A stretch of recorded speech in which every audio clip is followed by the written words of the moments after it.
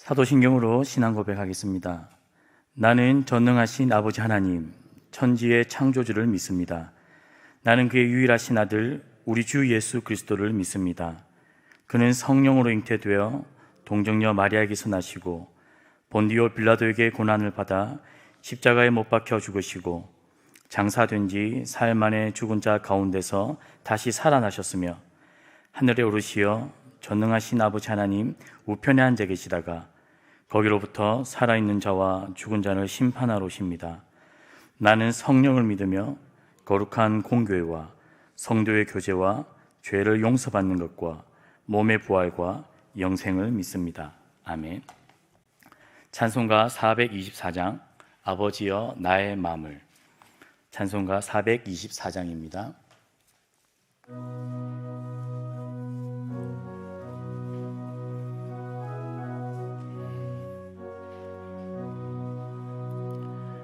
아버지여 나의 마음을 맡아 주관하시고 완악하고 교만한 것 병케하여 주소서. 온유하고 겸손하여 화평하게 하시고 망령되고 악한 일을 물리치게 하소서. 하나님의 은총 속에 나를 보호하시고 주의 사랑 줄이 되어 매여 주소서. 그새 주의 흘린 피로 죄를 씻어 주시고 성령이여 하늘길로 나를 인도하소서. 아멘.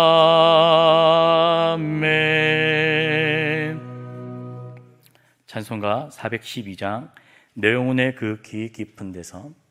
찬송가 412장입니다.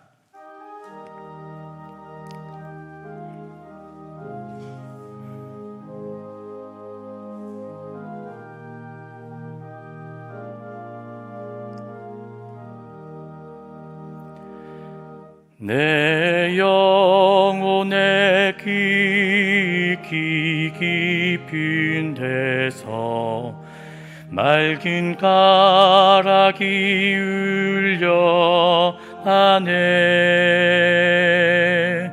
하늘 곡조가 언제나 흘러나와 내 영혼을 고이 사네.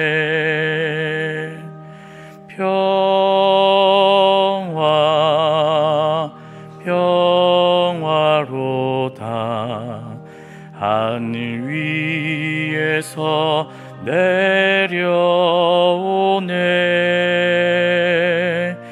그 사랑의 물결이 영원토록 내 영혼을 덮이소서. 내 마음속에 솟아난 이 평화는 깊이 묻힌 보배로다. 나의 보화를 캐내어 가져갈 자 그 아무도 없으리라.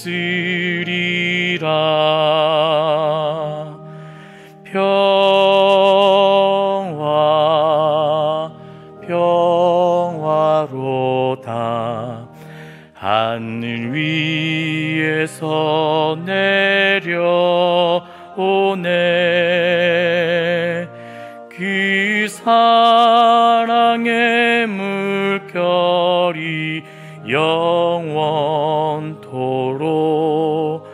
내 영혼을 덮이소서. 내 영혼의 평화가 넘쳐남은 주의 큰 복을 받음이라.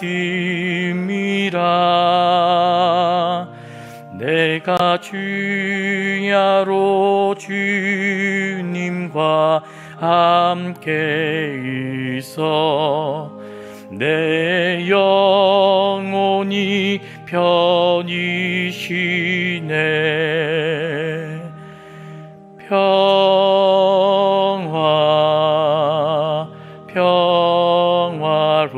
평화로다. 하늘 위에서 내려오네. 그 사랑의 물결이 영원토록 내 영혼을 덮이소서. 이 땅 위에 험한 길 가는 동안 참된 평화가 어디 있나. 우리 모두 다 예수를 친구 삼아 참 평화를 누리겠네.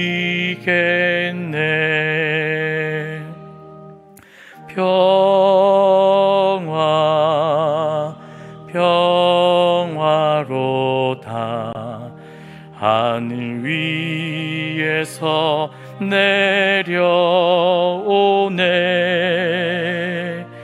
그 사랑의 물결이 영원토록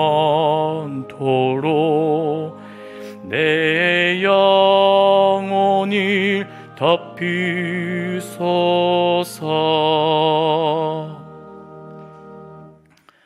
우리에게 찾아오시고 말씀하시는 하나님 아버지, 오늘 이 새벽에도 성령의 음성을 저희들이 듣게 하여 주시옵소서.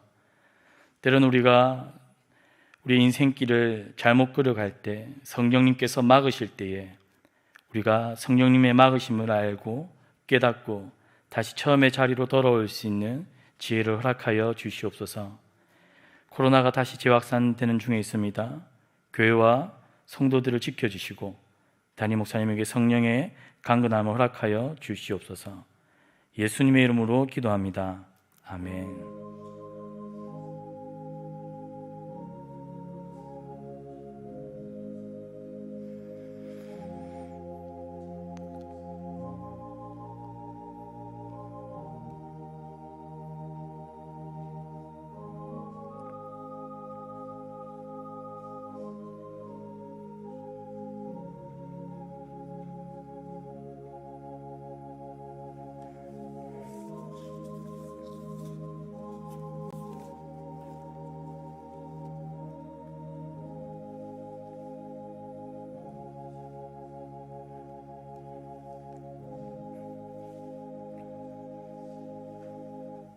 오늘 함께 찾을 말씀은 구약성경 예레미야 36장 20절에서 32절 말씀입니다.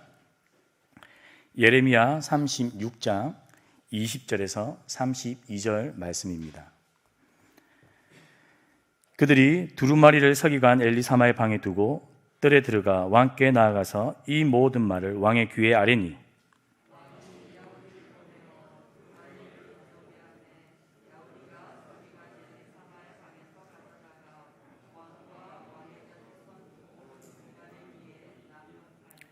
그때는 아홉째 달이라. 왕이 겨울 궁전에 앉았고 그 앞에는 불피운 화로가 있더라.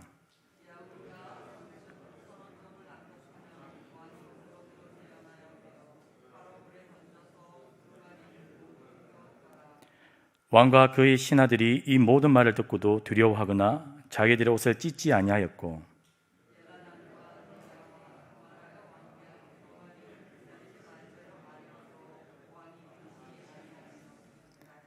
왕이 왕의 아들 여라무엘과 아스리엘의 아들 스라야와 압디엘의 아들 셀레마에게 명령하여 서기관 바룩과 선지자 예레미야를 잡으라 하였으니 여호와께서 그들을 숨기셨더라.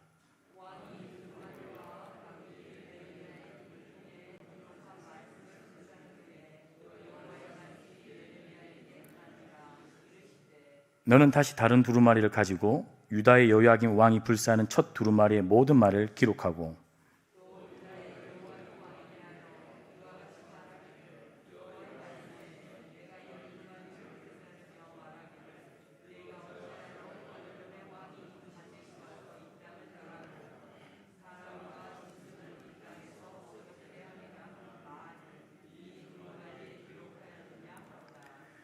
그러므로 여호와께서 유다의 왕 여호야김에 대하여 이와 같이 말씀하시니라. 그에게 다윗의 왕이 앉을 자가 없게 될 것이요 그의 시체는 버림을 당하여 낮에는 더위 밤에는 추위를 당하리라.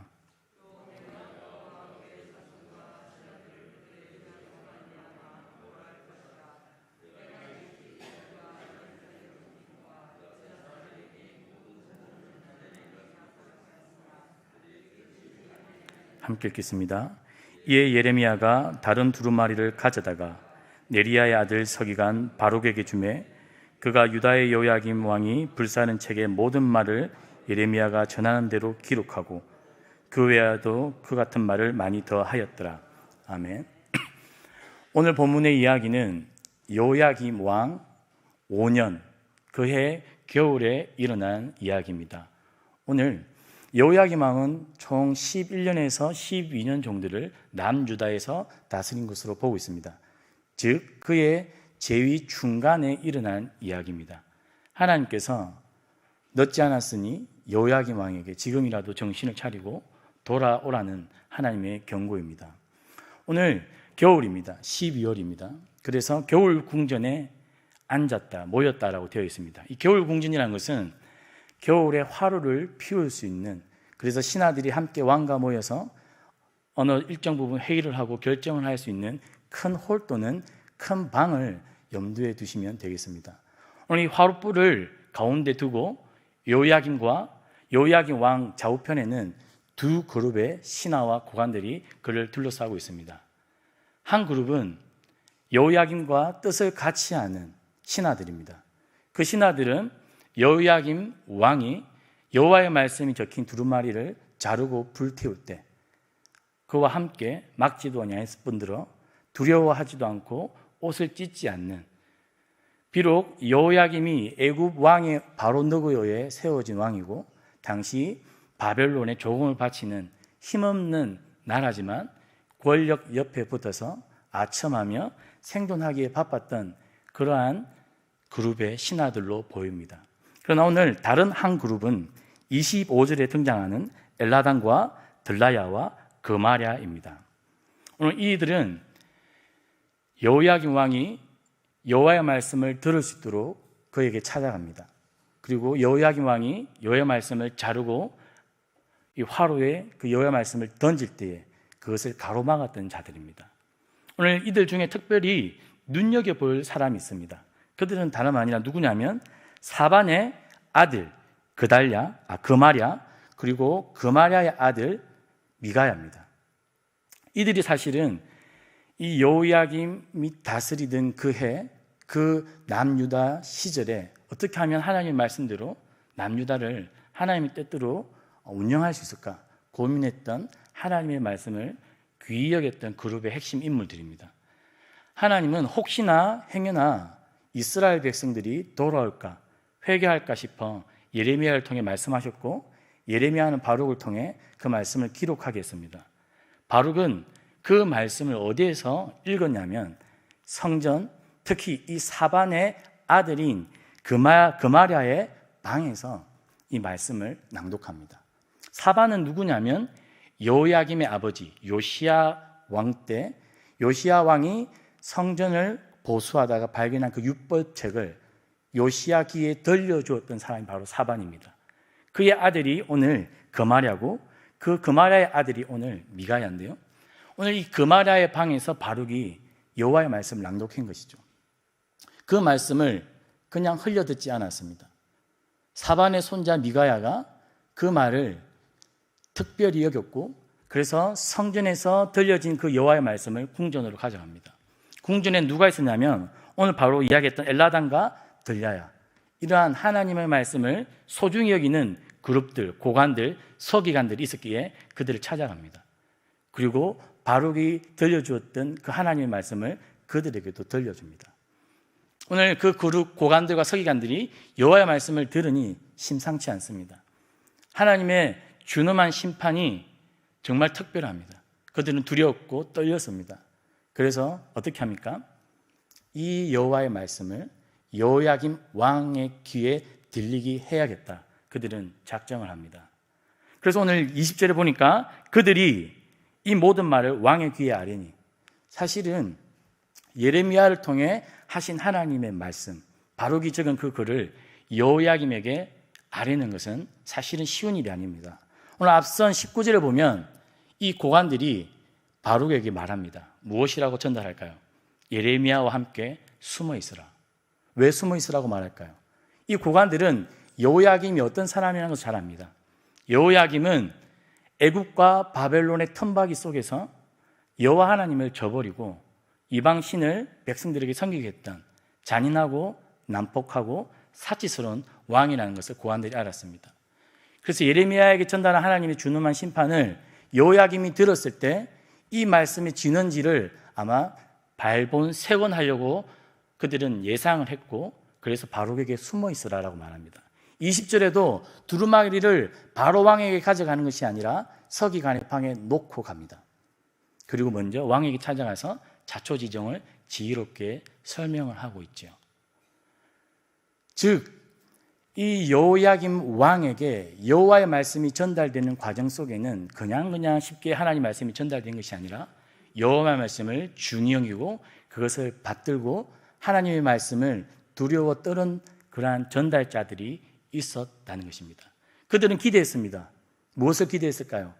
행여나 우리가 섬기는 이 여호야김이 그의 아버지 선친처럼 옷을 찢고 마음을 찢고 다시금 남유다를 하나님의 율법에 근거하여 다스릴 것이라는 기대감, 그 기대감을 가지고 어려운 이 하나님의 준엄한 메시지를 여호야김 귀에 오늘 아뢰는 것이죠.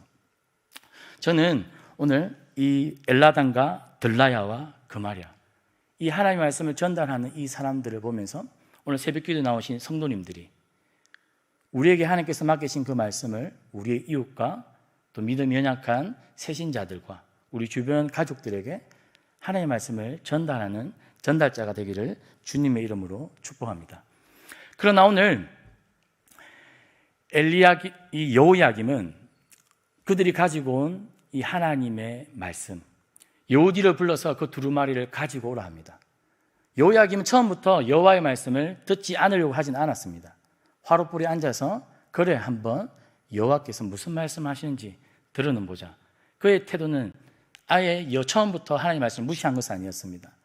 그래서 여호디가 왕 앞에서 여호와의 말씀을 낭독하기 시작합니다. 두루마리를 펼칩니다. 일정 부분 읽었습니다. 어떻게 했습니까? 두루마리가 펴지고 길어지자 잘라냅니다. 그리고 화롯불에 던집니다. 그것을 반복해서 모든 두루마리를 태웠다라고 되어 있습니다. 여호야김은 처음부터 남유다의 나쁜 왕이었을까요? 여호야김은 처음부터 하나님을 믿지 않는 그러한 악한 왕이었을까요? 그러지는 않았을 것입니다.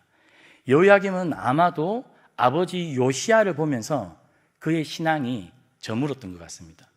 그의 아버지는 율법에 근거하여 어떻게든지 남유다의 개혁을 일으켰고 하나님의 말씀대로 나라를 이끌려고 애를 썼습니다.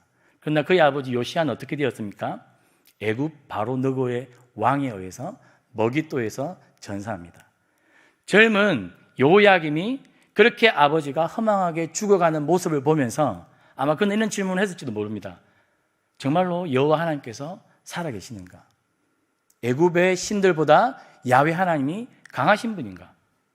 그러한 질문과 고뇌 속에 그는 아버지의 그 전모습을 따라가지는 않겠다라고 다짐했는지도 모르겠습니다. 오늘 그해 겨울 여호야김은 마지막으로 여호와의 말씀 한번 들어보자, 그러한 마음으로 들었는지도 모르겠습니다. 그러나 어떻게 된 것인지 그는 여호와의 말씀을 잘라낸 후에 화롯불에 던져버립니다. 즉 애굽에 의해 자기의 형제 여호아하스가 이미 죽었습니다. 그의 형제 여호아하스는 반애굽 정책을 펼치다가 백성에 의해 왕이 되었지만 몇 달이 못 가 애굽 왕에 의해 죽임을 당합니다. 여호야김도 원래 이름은 엘리야김입니다. 그런데 애굽의 느고 왕에 의해서 이름이 바뀝니다. 여호야김으로. 그리고 애굽 왕의 다스림을 받는 가운데 비참한 그런 왕이 되었습니다. 그러다가 몇 년이 못 가 바벨론에 의해 바벨론에 세금을 내어야 하는 그런 힘없는 나라의 왕이 된 자가 바로 여호야김입니다. 이스라엘 역대 역사 속에서 가장 힘든 시기에 왕이 된 사람이 바로 여호야김이라는 것이죠. 아마 그는 수많은 고민이 있었을 것입니다. 애굽과 바벨론의 그 텀바구니 속에서 하나님을 의지하는 것이 맞는가? 아니면 애굽을 의지하는 것이 맞는가? 아니면 바벨론을 의지하는 것이 맞는가? 그는 여호와 하나님께 묻고 질문하고 듣고 하는 것보다는 자신의 상황에 유리한 대로 국제 정세의 흐름대로 그렇게 몸을 맡기고 남유다를 다스리는 것이 내가 섬겨왔던 우리 아버지 요시야 왕보다는 더 현명하다라고 판단한 것 같습니다. 그래서 그는 여호와의 말씀이 적힌 두루마리를 화롯불에 던졌습니다. 그러나 그때 어떠한 일이 일어납니까? 오늘 그마랴와 엘리사마와 엘라단이 이 여호야김 왕을 가로막습니다. 왜 가로막습니까? 그 행동이 하나님의 말씀을 들은 자의 올바른 반응이 아니기 때문에 가로막는 것이죠. 즉 여호야김에게는 여러 번의 기회가 있는 것입니다. 하나님께서 그를 돌이키기 위해 예레미야와 바룩과 미가야와 이 일부의 고관들을 통해 여호와의 말씀을 들려준 것 아닙니까? 지금이라도 늦지 않았으니 돌아와라 라는 것입니다. 그리고 그가 잘못된 반응을 보일 때 그를 막아 세우는 것 역시 그가 하나님께서 그에게 주신 인생의 기회라는 것입니다. 마찬가지로 하나님께서는 우리가 잘못된 행동과 잘못된 결정과 잘못된 선택을 내리면 우리가 일상을 살아갈 때 하나님 우리에게 우리 주변에 필요한 사람들을 통해 하나님께서 말씀하실 때가 있습니다. 저도 목사지만 실수할 때가 있고 또 그때 하나님께서 필요한 사람을 통해 우리를 막아 세울 때가 있습니다. 왜요? 그 길을 계속 걸어가면 죽음, 하나님께서 원하지 않는 길이기 때문에 하나님은 우리에게 말씀하시고 우리를 막아 세우는 것이죠. 그때 우리의 반응은 어때야 합니까? 하나님께서 나를 지금 막아 세우는구나. 내가 가는 길이 하나님께서 돌아보기를 원하시는 길이구나. 멈추어 서서 겸손히 엎드리고 하나님의 가로막으심을 받아들여야 되죠. 그것이 하나님 우리에게 주신 기회입니다. 그러나 우리가 고집을 끊지 않고 교만해서 그 가로막음을 뚫고 내 마음대로 반응하고 살아간다면 우리에게 주신 그 기회는 놓쳐버리는 것입니다. 오늘 여호야김이 그랬습니다. 일부 하나님의 말씀을 두려워하고 하나님의 말씀 신실하게 따르는 그렇게 충원하는 고관들이 그를 가로막아 섰지만 여호야김은 어떻게 합니까? 자신의 신하들을 불러서 어떻게 합니까? 예레미야와 바룩을 찾으라고 합니다. 더 이상 이 남유다의 엉뚱한 소리를 하는 이 선지자들의 목소리를 제거하겠다는 그의 의지를 보여주는 장면이죠. 더 이상 자기는 여호와 하나님의 말씀을 듣지 않겠다는 것입니다. 그리고 그 말씀을 전한 자들을 다 찾아내어 없애겠다라고 하는 여호야김의 의지를 보여줍니다. 여러분의 기회로 찾아오신 하나님의 도우심을 여호야김이 거절하는 장면입니다. 그래서 하나님은 여호야김에게 어떻게 반응하십니까? 너의 시체를 던져버리겠다. 마치 언어 플레이를 하는 것 같습니다. 여호야김이 여호와의 말씀을 화롯불에 던진 것처럼 하나님은 너의 죽음을, 너의 시체를 던져버리겠다. 낮에는 더위로, 밤에는 추위로 누구도 너의 시체를 거둘 수 없는 그러한 지경으로 너를 던져버리겠다. 하나님께서는 그렇게 준엄하게 경고하고 있습니다. 그러나 하나님은 다시 한 번 더 예레미야에게 찾아가셔서 말씀하십니다. 다시 기록하라는 것입니다. 왜 하나님은 다시 예레미야에게 찾아가서 그 말씀을 다시 기록하라는 것일까요? 36장 1절에서 3절을 보면 하나님께서 말씀을 기록하는 이유는 단 한 가지였습니다. 행여나 혹시나 하나님의 백성이 마음을 뉘우치고 돌이키고 하나님께 돌아올까 싶었습니다.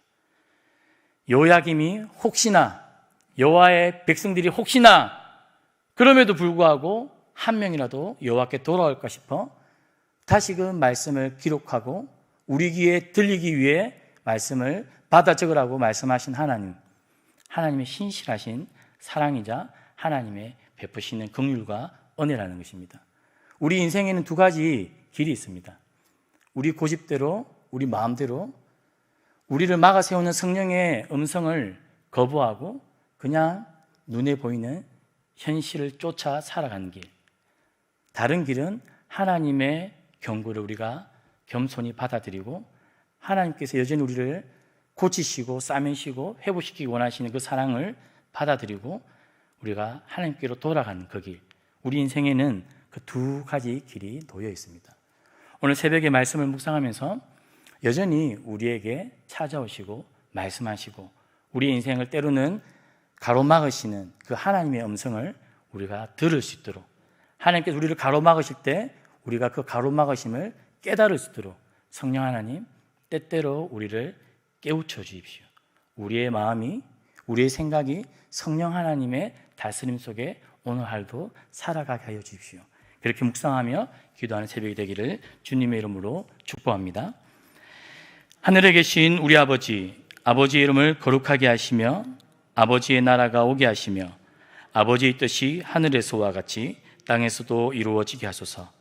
오늘 우리에게 일용할 양식을 주시고 우리가 우리에게 잘못한 사람을 용서하여 준 것 같이 우리 죄를 용서하여 주시고 우리를 시험에 빠지지 않게 하시고 악에서 구하소서. 나라와 권능과 영광이 영원히 아버지의 것입니다. 아멘.